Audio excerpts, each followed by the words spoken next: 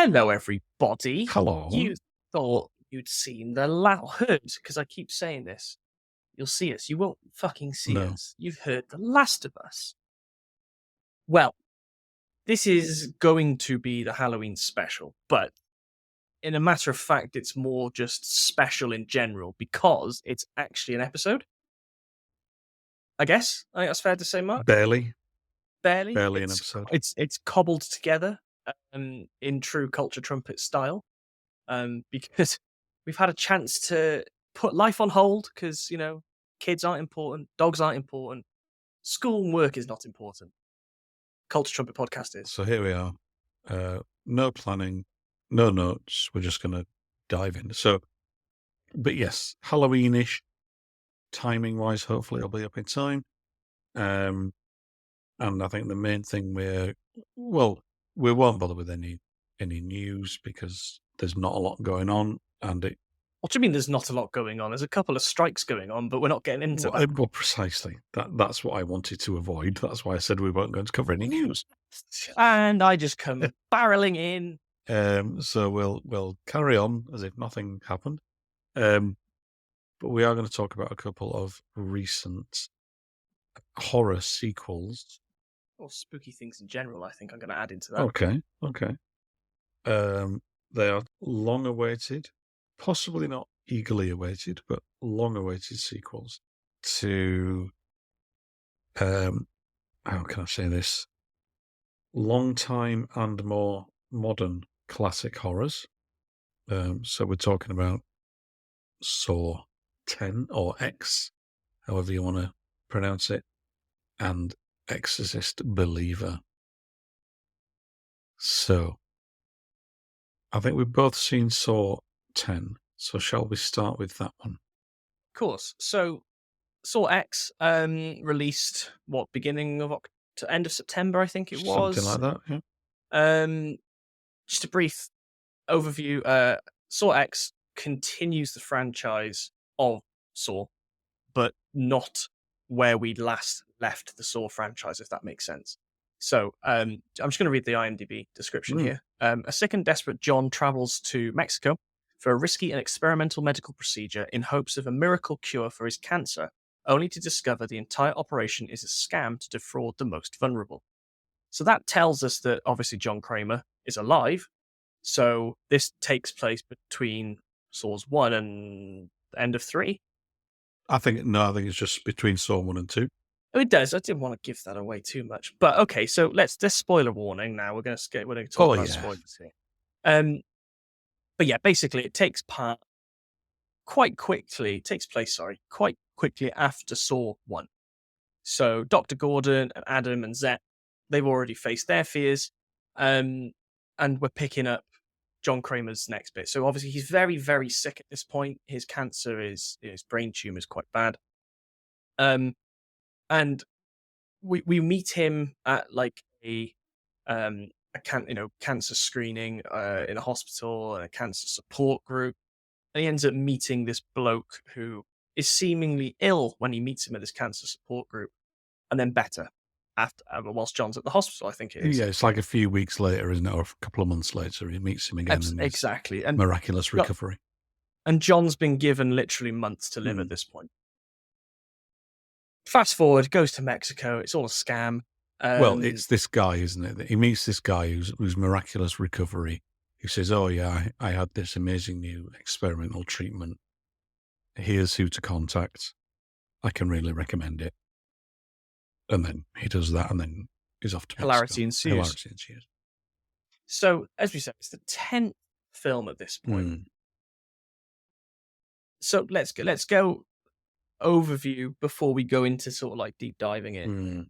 What were your thoughts on it as both an entry into the franchise, but also just take out if this was the first sort of Saw film you'd seen? Yeah, because it's going to be a new generation of folk watching this now. Don't forget. Yeah.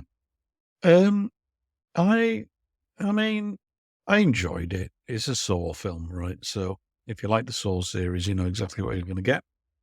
Tobin Bell is always fantastic. They made, the character was killed off in Saw 3, definitively, right?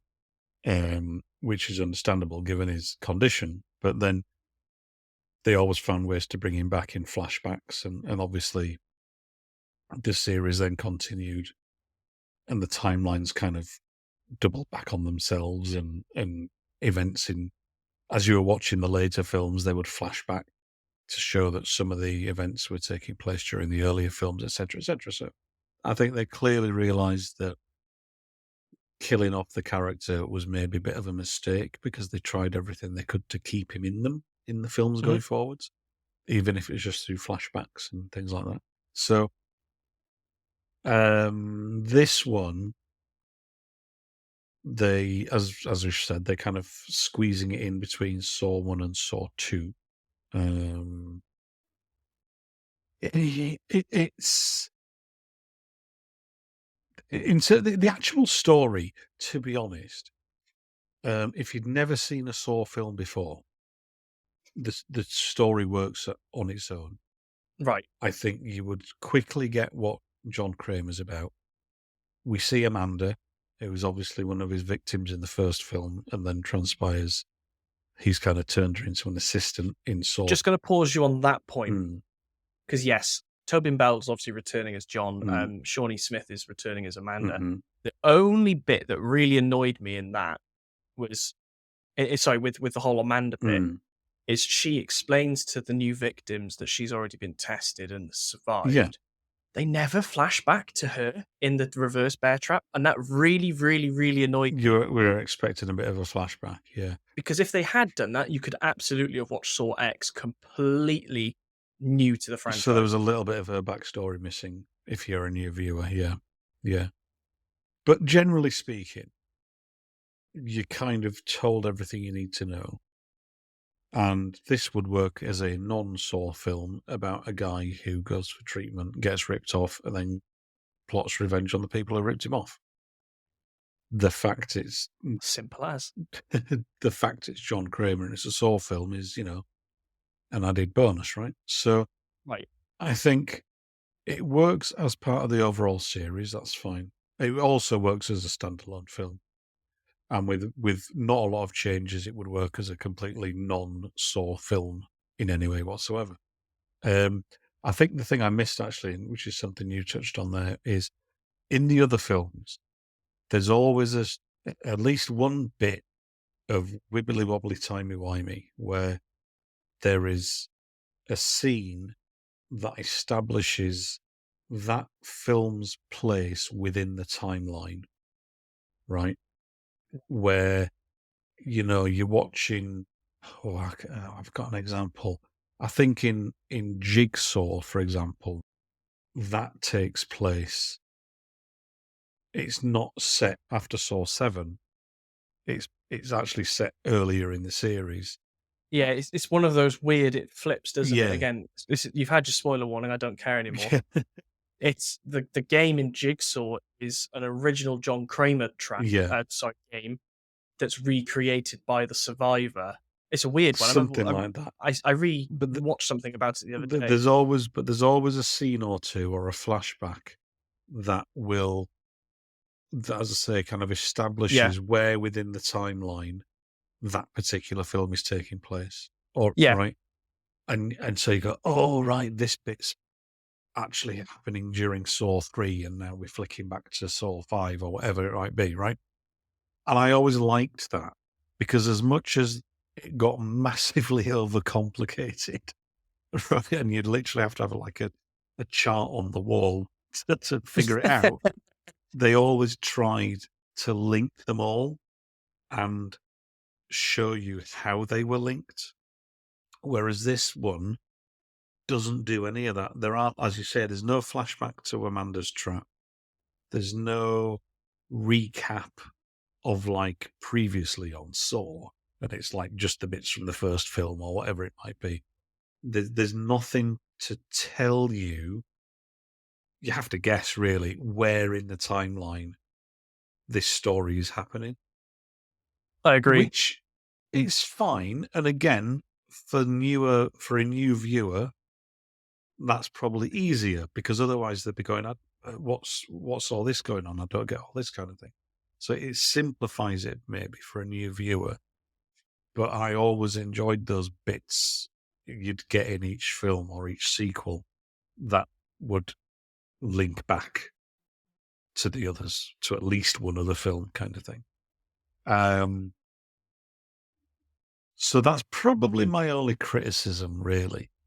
In terms of performances, Tobin Bell's fantastic. And Isn't he? they clearly did make a mistake killing off the character. So any way they can bring him back is fine by me. In terms of requels, which we'll talk about a little bit later as well, it's a good entry. I feel it's not too jarring. Mm-hmm. It's got the sort of like dark, dingy tone that you've come to expect. Yeah. But with the fact it takes place after Saw 1, which was a glorified film school film, it's slightly hard to get that feeling because it's all now digital, it's all 4K, not Grungy and ratty old grimy, film. yeah. Right. Yeah. But I thoroughly enjoyed it. I'm glad I saw it. Get it? It had its quintessential Saw moments, which I think we'll go into if we talk about some of the traps in a minute. Mm-hmm. I also had some of the, oh my god, they've done that. Oh, why are they doing this? Oh, that wouldn't happen. Which you get in the later Saw films. Yeah. And that's the thing that the later Saw films did.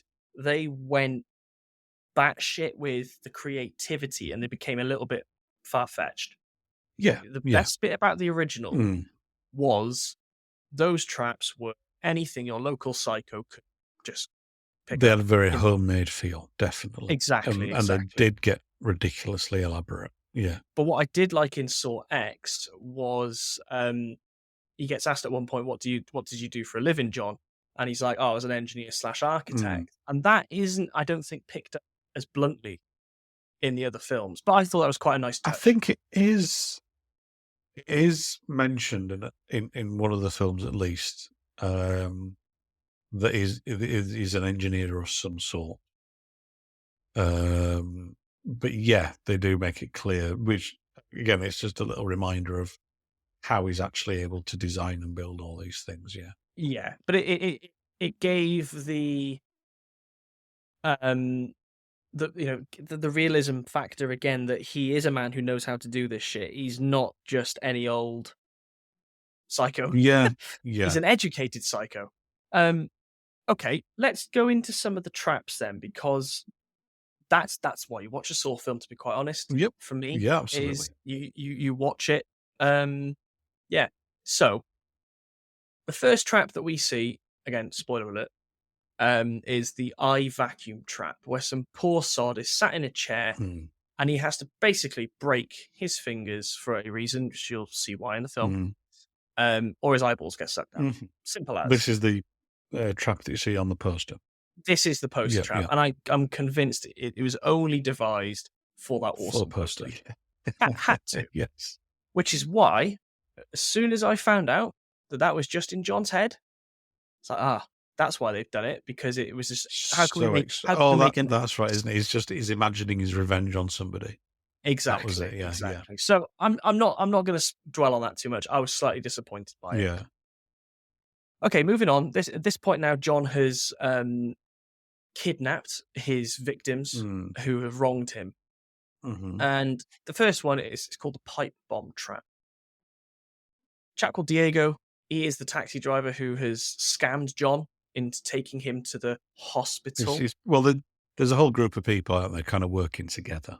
Well, of course, so it's a multi-layered scam. Fake doctors. There's the taxi driver that takes the patients there. Fake victims. Fake victims as well. Yeah, yeah. So the pipe bomb trap. Chap's got 2 pipe bombs attached to his arms. Galvanized steel, I think, is the quote that John uses, attached into his arms. Yep. And he's got scalpels, gaffer taped or masking. What would you call it? Duct tape, gaffer tape. Tape. This is one of those regional things that Mark and I could disagree on. A tape of some description. Yeah, strong tape. Strong tape.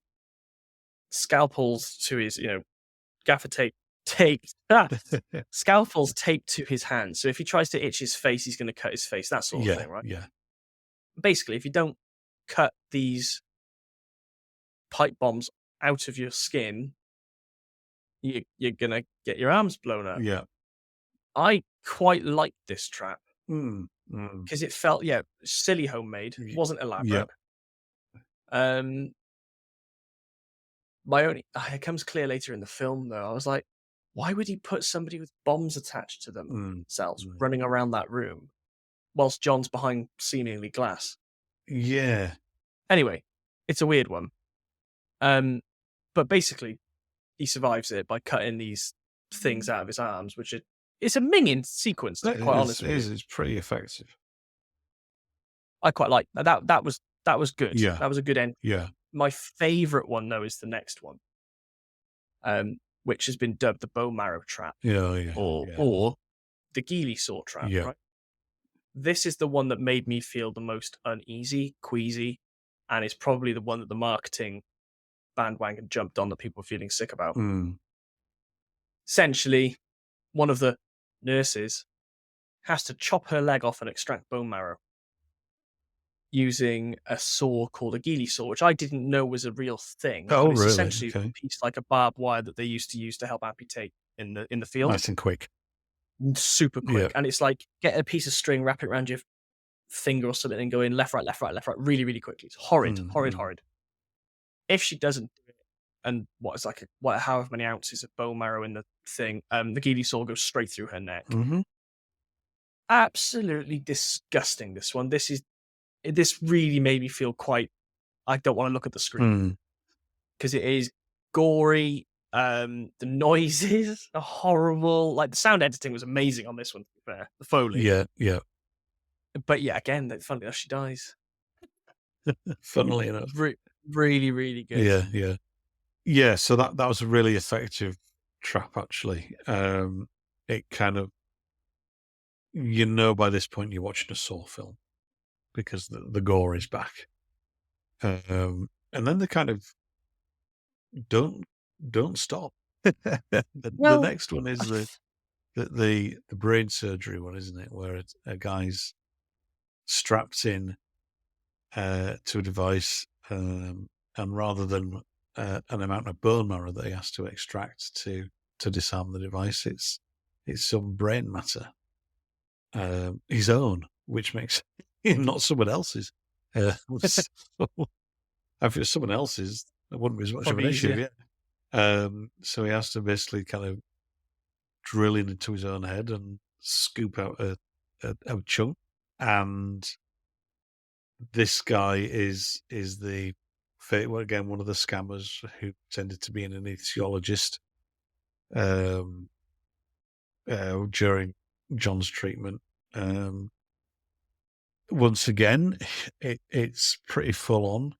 Plenty of close-ups, crunching sounds. I didn't find this one that bad. Did you not? Okay. No, I think after having this poor woman's leg fall off and True. be decapitated with gallons of blood, the brain stuff didn't really bother me. Everything else is tame, really, isn't it? But, Mainly because he had no anesthesia, so going into the skull would be excruciating. But the actual pulling out of the brain, you wouldn't actually feel that. yeah, true. I mean, I haven't got fuck all in my head anyway to feel, but it was one of those. The drilling in was the worst bit, and as soon as you saw the exposed brain, I was like, "Oh, that's the hard bit." He says, Yeah. But this is where we meet Billy the puppet for the first time in the movie, and again, it's pretty not non-event. He just wheels himself in. He's like, right, and then whatever, right? Yeah, you're right, lads. Hey, well, how's it fucking going? In? Chop your fucking arm off, you fucking chad. Cockney Billy. So yeah, I it don't know. was another good trap. Obviously, he fails and he dies. But it's again inventive. Did you think this was because this is where I thought it started to take its turn to being a bit not far-fetched, but I've seen this. So he doesn't do it in the time, and this sort of like mask contraption that he's wearing closes in on his face, and it's got heating elements in it, so it basically chars him and burns him. Yeah. The bit that throws me is it's modeled after one of the statues that John sees arriving in Mexico. That's right. Yeah. And I'm like, whereas remember the I think it's in Saw 2 or the Venus eye trap. Well, that's just like an Iron Maiden style type mask. Yeah. death mask type thing. I was like, oh, he had time to decorate the fucking thing, though, didn't he? Mm, mm. I don't know. This is where it started to go a little bit off There is that for thing me of like, how did he make the outside look like Rollo's Mexican statue? in the little time that he had. Yeah, there is a bit of that. There is a bit of that. But as Mark said, the gruesome nature of it's ramped. It's very good at Yeah, that point. yeah. So next up is a radiation trap. And this is where I lost it. Oh, really? This is where the film lost it for me. Okay, right. Go on.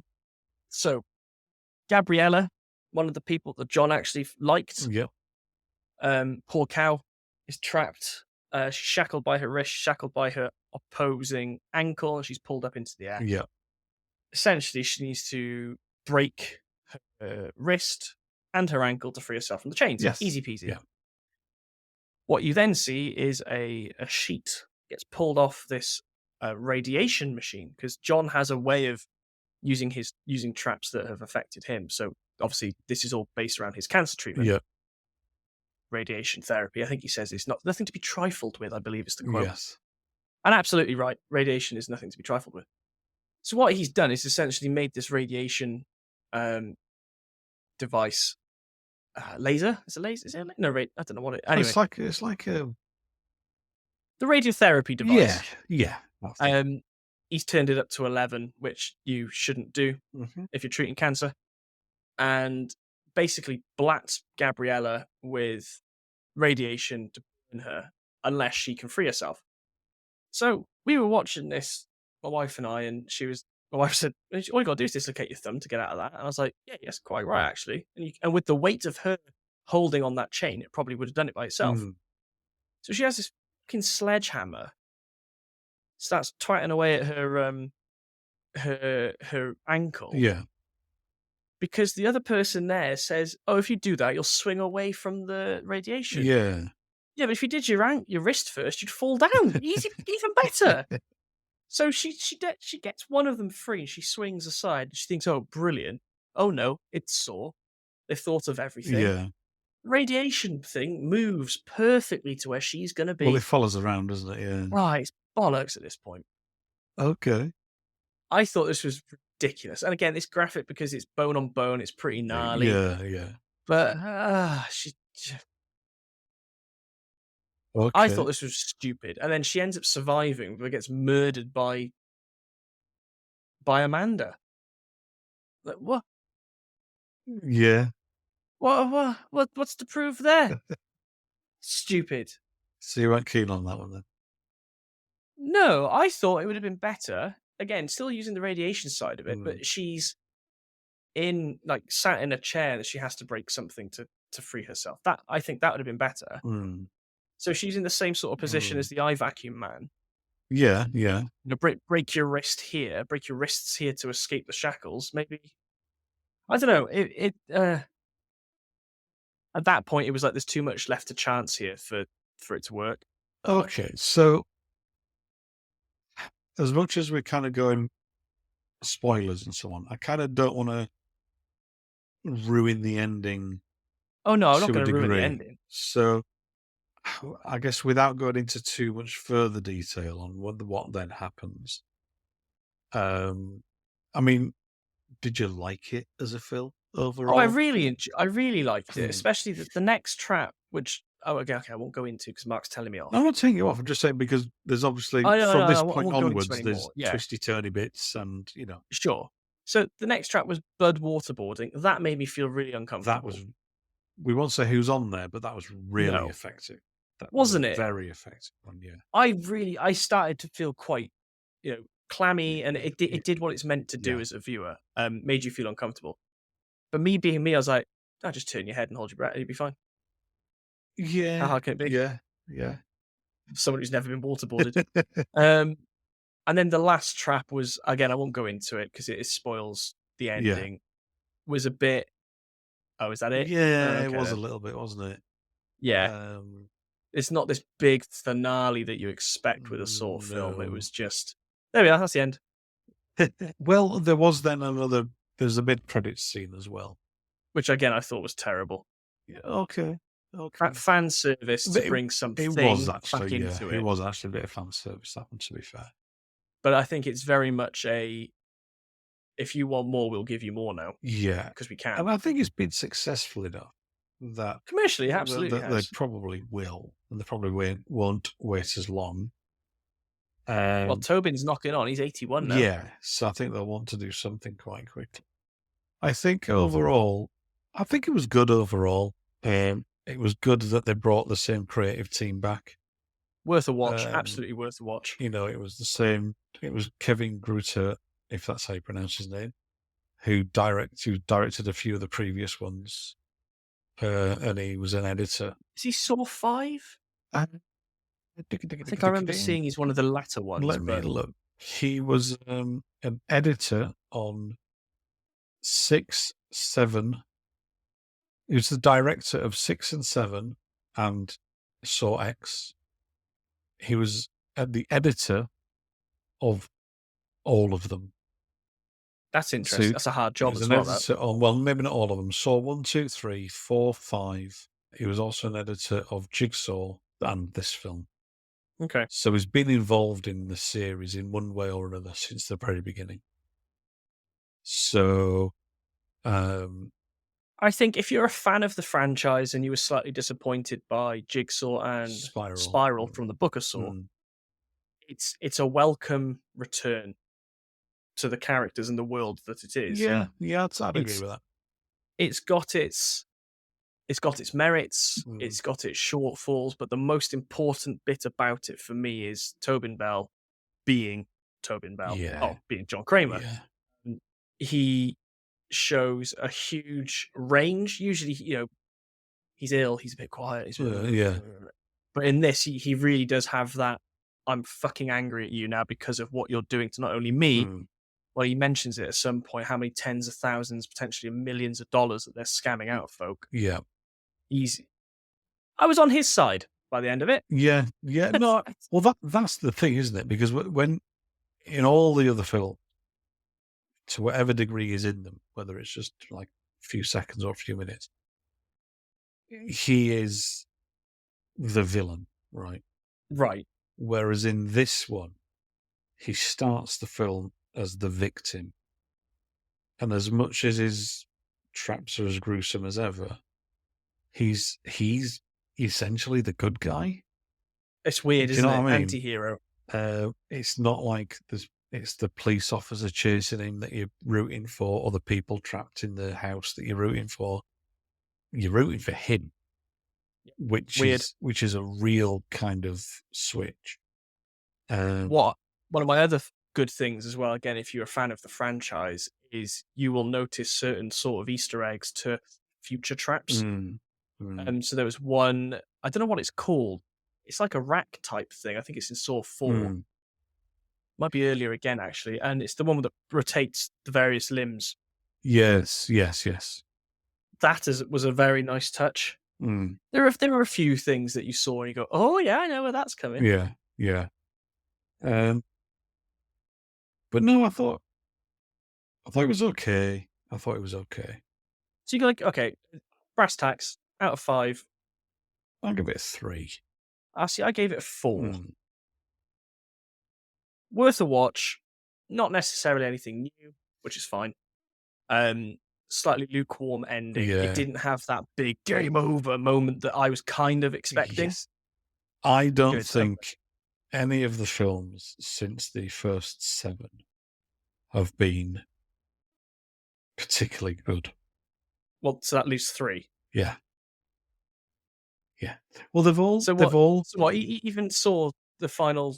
No, hang on. Saw 7. Yeah. Final chapter. Yeah. Right? The 3D one. Because what you had there was 2. Sorry, I'm just laughing to myself, remembering how pink the blood is in that film.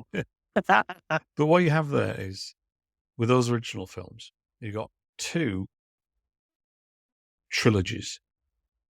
Right. You got the John Kramer trilogy, let's call it. And then after that, you've got the copycat, or the guy who's doing it in tribute, the policeman, the Hoffman. And you don't want to name him? I was going to say it's Hoffman. Yeah, thank you. So you've got the copycat trilogy, and the John Kramer trilogy. And they both work as trilogies that are obviously connected to each other, but as trilogies as well. And then you got Saw 7, which kind of wraps everything up. In a really neat, Timey-wimey, wibbly-wobbly, wraps them all up together. And never to be seen again. That's it. And then every film since then, Jigsaw was like, okay, what can we do now? Oh, yeah, we want to make another film. How do we link it to the others? And then Spiral was, I liked the idea of Spiral in that John Kramer's dead. Actually dead. The world has moved on. But there's this kind of cult thing. There's a new copycat killer. You know what I mean? So I liked the starting point of that, but it didn't quite work. And then we've spoken about Spiral probably in one of the earlier episodes of this, because it tried to be something it wasn't. If you took out the Saw branding, it wasn't Kramer, just a bloke killing people. Exactly. It would be a very good on its own film. Yeah. And then this one again is that kind of right. What do we do? How can we bring John Kramer back? Where does it fit? We've only got 3 films to fit him in. I mean, the other option is a prequel, but what is there to do within a prequel? Not really, because there just isn't, right? There's nothing really you could do about that. He's far too old to play the younger version now. So it's like, yeah, it's fine. It's fine. But I think none of these 3 films that follow the original series have really done anything new, or not that new, or they've not really stood out, because they're limited in what they can do within the timeline of those films, especially if they want to use Jigsaw. Especially if they want to use Jigsaw, they're really limited in where they can fit a new story within that timeline. I watched Saw 1 ahead of seeing Saw X, and they do play quite nicely into each other.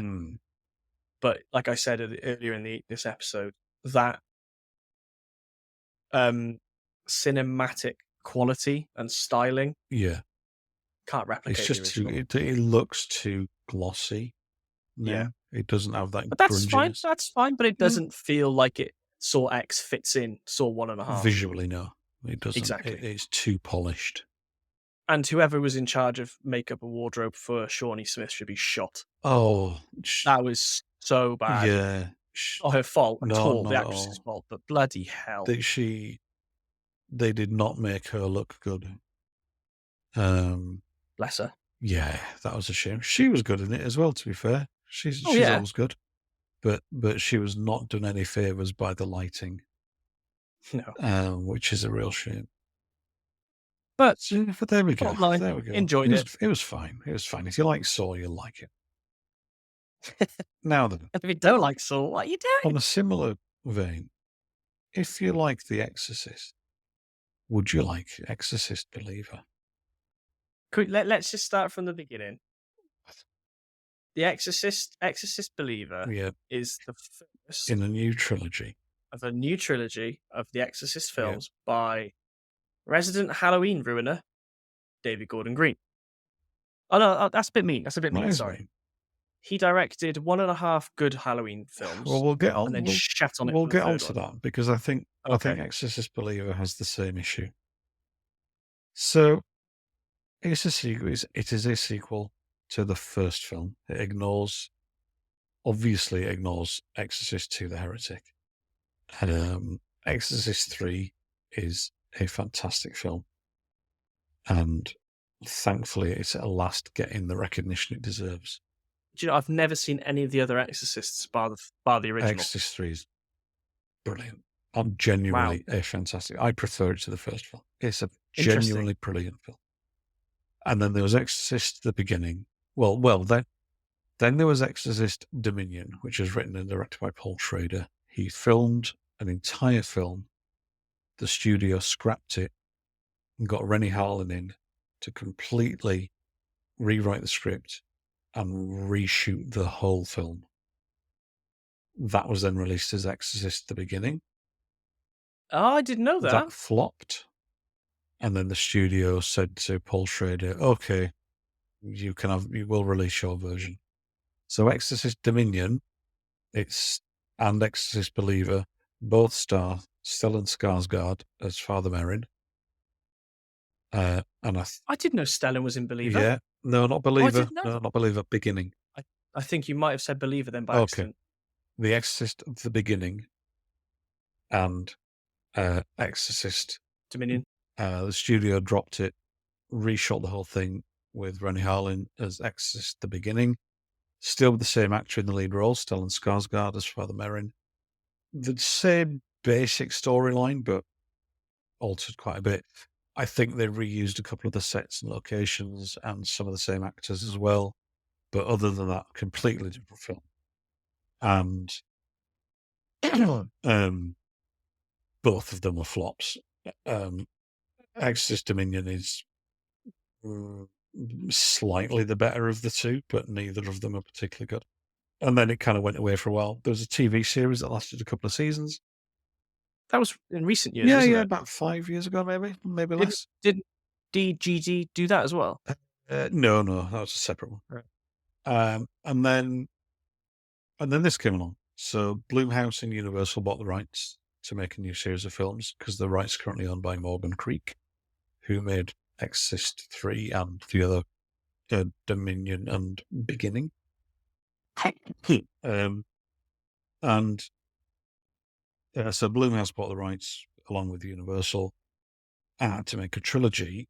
And at the time, they brought on the team behind the new Halloween trilogy to work on it, to do it. That included writers as well, I believe. Yeah, Because I think this is David Gordon Danny Green, McBride. Danny McBride, as you say, and so on. So There was a lot of hype around there this. was, and it's not a very good film. Bottom line. It's it's really not. It's really not. When I first finished watching it, I thought, "Do you know, that wasn't too bad. That was better than the Yeah, because you messaged me quite quickly saying, "Seen it, oh, not bad." And then oh the next morning, yeah, I've slept on it. yeah," and it's really not that good. The performances are fine.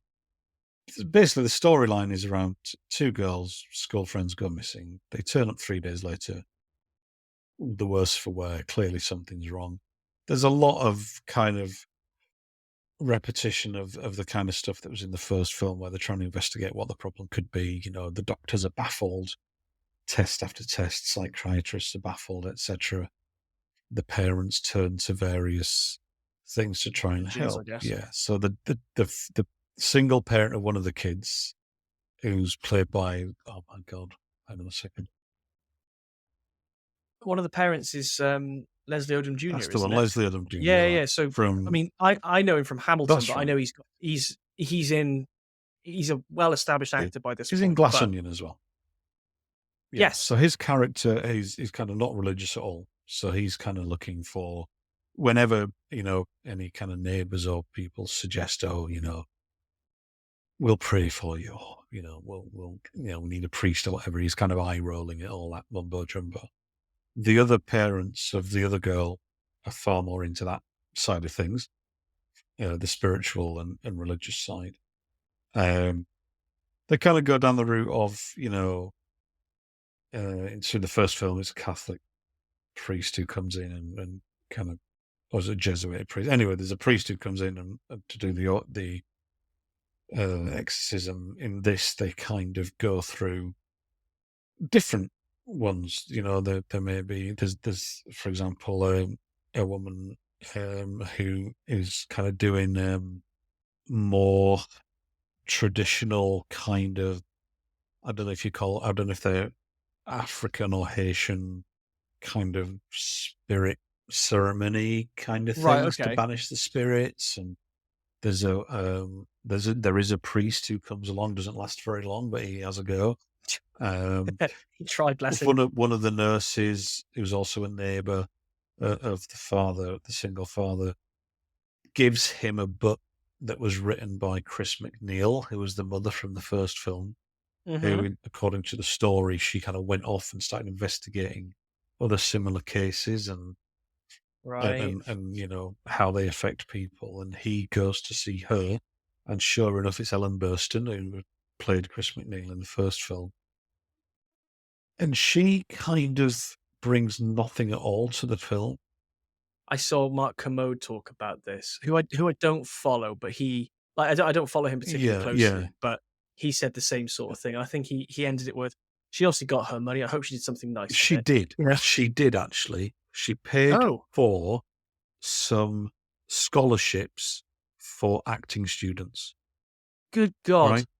She literally did. She get all the money she got for the film, she put towards acting education for actors. Oh, good for her. So she absolutely did something fantastic with her money. It's a bit like Michael Caine and Jaws the Revenge. Yeah, I've not seen the film, but I've seen the house that it built. Yes. So no, she did. She came along. She played a part. I mean, she's fine in it, but it's just literally, what's she doing in it? The film would have ended exactly the same way without her character being in it. The guy could have read the book and learnt just as much as he learnt from speaking to her face to face. Right, fair enough. And it's just, I don't know. I'll tell you what the problem is, right? And this is the thing that you mentioned about Halloween, right? The issue they'd had, and they did it with Halloween, is they announced a trilogy before the first film was even written. Yeah. Or at least produced and released.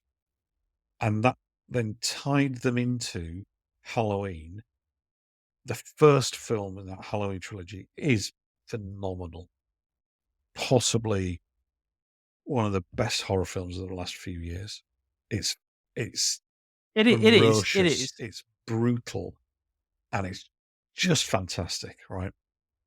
And then it's 2 average sequels. What? 1.5. Half of Kills Mm, is fantastic. The mm, first half I think is excellent. yeah, The second half is where it goes silly. sure. But what they could have done there is condense that story from Kills and Ends into one film and had 2 great Halloween films rather than committing themselves to a trilogy and then kind of going, right, how do we stretch this out over 2 more films? Okay, that's good to And know. I think the same issue here, where they committed themselves to a trilogy. The second film already has a name, Exorcist Deceiver, right? So I kind of get there's a theme, believer, deceiver, Retriever, whatever. No, beaver, I don't know. Right? Exorcist the But Beaver. there's clearly the subtitles, there's clearly a thematic thread, let's say, right, when it comes to where they're going with it. And that's fine. But it's like Halloween, the trilogy started with such a strong entry. You're like, Yeah. I cannot wait to see what they do next. Oh yeah, we had to wait as well. Exactly. Didn't we, for that? But it's like, that was fantastic. I can't wait to see the next 2. Whereas this is like, there's 2 more of these. So is David coming back for the sequels? He said recently in an interview that he's not necessarily going to direct them. He'll be involved creatively. Okay. So I guess storyline producer.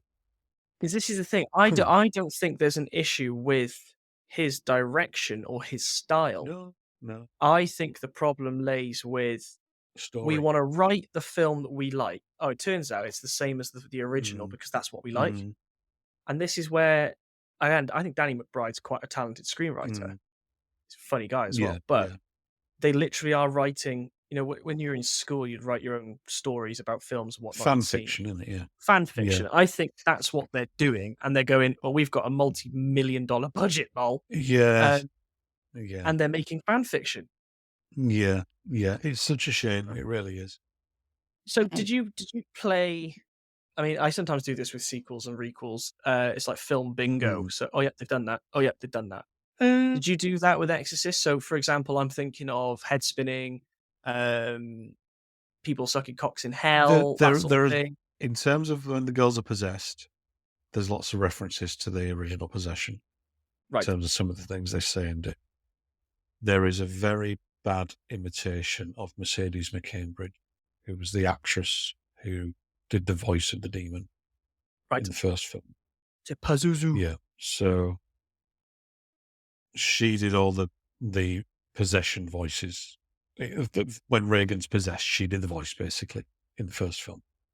And there's a bit in this that starts off sounding just like her, and then it just goes off kilter completely. Like the person doing the voice couldn't keep the impression going long enough. So there's that. Yeah, there's things they say and do when they're possessed that kind of reference the original.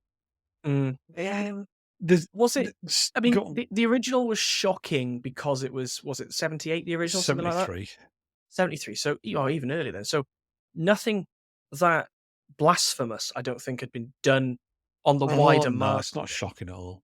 There's Right, and none of that. that's None the of that. thing now. Yeah, that's just it, isn't it? The first film has been around. It's 50 years old. Not shocking anymore. It's nearly as old as I you. know, right? I'm more I'm more shocking than The Exorcist. Quite But right. it's just not got.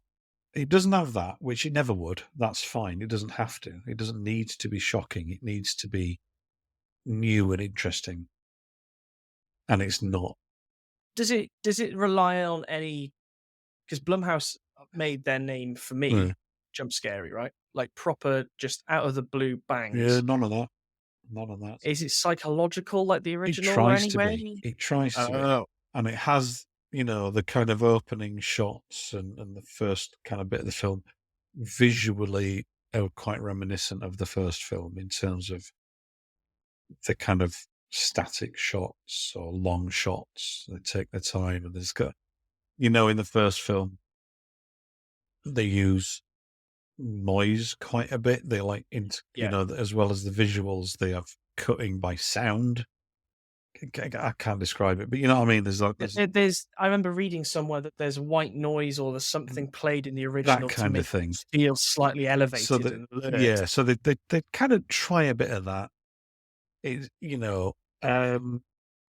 but it's just not. I don't know. I don't know. It's not a bad film, right? All the pieces are there, and they all kind of work. Well, they don't. That's the problem, isn't it? All the pieces are there. All the actors are doing a great job. It's got like uh, Odom Jr.'s great in it. Ellen Burstyn, for what she's in it, is fine. I mean, Sure. wasted Fan fan service. service, and she's probably just thinking, "Well, I'll do this," and whatever. Anne Dowd is in it, who is brilliant. She's one of those actors that when she pops up, you're in for a good performance, and it is a good performance. But again, it's a wasted one. I don't know. Yeah, I was just when I when I originally watched it, I thought, "Oh, that wasn't too," and then I slept on it. When you go into sleep and these thoughts just keep popping into your head, like, Yeah, yeah. and I'm like, I was just getting irritated. I felt that after watching Ends, Halloween Ends. Right. I just sort of watched it and went, "Ah, nah, okay." Mm, And as the days went on and you and I chatted about it, yeah. actually, no, it's a bad film. Yeah. It So, it had one Ends suffered with Halloween Ends, right? yeah. The name. Mm, It had to achieve one thing, yeah. and it took an hour and a half, 2 hours to do it Yeah. with a terrible plot, some good deaths, Mm, but the bit with The Exorcist is the original is so yeah. iconic. You speak to somebody of that generation, they will tell you the stories of the marketing, and it was, oh, you weren't allowed to see it, or if it was or wasn't banned, because you'll tell me it wasn't, Mm, and something like that. mm, You know what I mean? Everybody knows about the original Exorcist yeah. and that it was scary. Yeah. And I Well, think one of the reasons it's not. we don't talk about Exorcist 2. I think one of the reasons Exorcist 3 works so well is it is, well, until the studio insisted on additional footage and reshoots, it wasn't an Exorcist film. Now, I remember hearing So about it had this. characters from the first film, but there was no exorcism. right? Right. That the exorcism that's in it was kind of imposed by the studio. They said we Right. need it needs to be called The Exorcist, and we need an exorcism. The storyline of the film is that the Damien Karras, when he leapt from the window at the end of the first film, and he's dying on the street at the bottom of the steps, Mm. his body is possessed by a serial killer who at the same time is in the electric chair, right? Eh? His body is then buried because he's dead. But after 2 decades, because this was made in the 90s, the body's revived and Of course it he is. escapes, and he ends up basically his brain is damaged to such an extent he doesn't know who he is, he's not talking or anything like that. He ends up in a mental institute. But slowly, as the body recovers, this serial killer is able to carry on his work. Which makes sense from the shocking scene that everybody goes on about in The Exorcist Exactly. 3 So, in the so hallway. there's a story there about the devil allowing a serial killer to carry on his work through the body of a priest. God, that's tenuous, isn't it? But that then allows the film, because William Peter Blatty was a very strong Catholic, right? That allows the film to have some really interesting discussions about Catholicism. religion in general, good and evil, Okay. right? The irony of this priest now being used to allow this killer to carry on his work, and what is good and evil, and is it all worth it, etc., right? And it's a fantastic film. Oh, I'll have to pick It that up, actually. genuinely is a brilliant film. But it's not, as I say, apart from the exorcism that's kind of stuck on, it's not about an exorcism, right? And what this film does, what Believer does, is it goes back to what the first film did, but we've kind of moved on from that. We've had The Exorcist, and we've had other films since about possessions and demons and so on. So it should have done something like Exorcist 3, which was like a thematic sequel rather than a narrative sequel, if that makes sense. Don't try and link it to the previous film.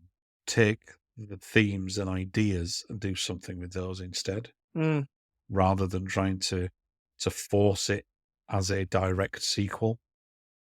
I get Do you. you know what I mean? And I think Yeah. and I'm hoping that's what they do for the next one, because one of the good things about it, it doesn't end on any kind of cliffhanger. The story does wrap itself up, which will allow them to, for the next film, they don't have to stay with these characters. That's an interesting So for the next film, thought. they could, and I think they should, do an entirely unconnected story. These characters have had their bit. This is what happened to them, and here they are. And now they should go off and do something different. Okay. There's a bit at the end, and this is going to be a spoiler, but it's like a literal. It doesn't really spoil anything. Linda Blair does appear at the end Oh, interesting. for literally 10 seconds, and it has no impact whatsoever on the story. Okay? But she appears at the end on screen. Right. Now, that, I guess, might be them setting something up for another film, but I don't think they should. I think they should just. Does she start shouting, That's "Your mother sucks cocks in hell"? Still, literally, she's just on the side of a corner in the US. Your mother sucks cocks in hell. literally, Oh, there she is she again. appears and that's it. End of film. But there's no cliffhanger. There's no loose threads to tie up. It's like, let them leave this film where it is, and let the next film be unconnected, new characters, a new situation, and don't try and connect it to the previous films. Take the themes of it, take the ideas, like The Exorcist. I mean, The Exorcist 3 does include characters from The Exorcist, but uses them differently, if you know what I mean. The story doesn't. You know what I mean? So I think that's what they should do for the next film. because this film just doesn't work. That's an interesting take. I really, really appreciate hearing And that. I'm that's still going to watch it, yeah. I mean, by all but means, but I just I'm not going to watch it sooner than rewatching The Exorcist, yeah. and then I'm going to get a copy of Exorcist 3. And on Um, Exorcist 3, from Arrow have released it over here. Brilliant just documentary. seen that. And they also include a VHS work print of the director's cut Is that the version. Legion cut, they call yeah. it? Yeah. Problem is, that's well out of stock. Oh, is it? I've literally just looked now as you were saying how good it Yeah. was. Like, yes, I should have that. Oh, okay. HMV, other stores are available. In stock soon. Amazon, it's 1 to 4 Oh, months. wow. So you can order Arrow direct, can't you? Yeah, you should be able to. Yeah. Because the price has dropped on it as well. It's gone to $8.99 in the Oh, UK, which is that's good. a bargain. That is really good. I mean, Well, it's also sold Arrow out on have the Arrow as well. amazing new Hellraiser collection, which I'm very envious Yeah, of. it's sold out on Arrow as well. That's interesting. Oh, that's a shame. Okay. It is, isn't it? Because I'd like to watch that now. Yeah, that's it. Okay. Anyway, keep an eye out for it. If you see it, grab it. Absolutely. They might have it in store if you've got a local Yeah, HMV. yeah. I do. It closed for a while. It reopened. It closed again. It's reopened again. Okay. Well, let's wrap it up there, mainly because I need to go. Of course. But yeah. The only other thing I want to add into Yeah, this sure. is with the spooky season full swing. Yes. And Mike Flanagan happens to be back on He Netflix with does. the Fall of the House of Usher. Does. I'm a couple of episodes Okay. in. I don't think you need to waste your time. Okay. Each episode is an hour. I watched The last 15 minutes. I watched the first one, and I really liked the first one. I haven't got around to watching the others yet. But in true Mike Flanagan fashion, episode 5 is where it all starts to make a bit more sense, and you'll go, "I'm hooked." Oh, fine. Okay, I will check that out. It's one of those. Okay. I don't know. I like Mike Flanagan. I liked Midnight Mass. Yeah. I didn't watch Midnight Club. But this one is, I can see where it's going to go. It could get there. Okay. Right. Well, there we go. That was our Wicked. little mini Halloween return. Who knows when we'll be back again? But we'll see when the mood takes us, I guess. I think that's a very good way of looking at it. There's lots of more films to watch, lots more telly to watch. There are. But yeah, go watch those 2 films and make your own mind up. Don't listen to us. What do we know? Yeah. Right. Right. That's that then, isn't it? Yeah. See? Awesome. Easy peasy. That was good, wasn't it? And on that smooth, gentle ending. Bye.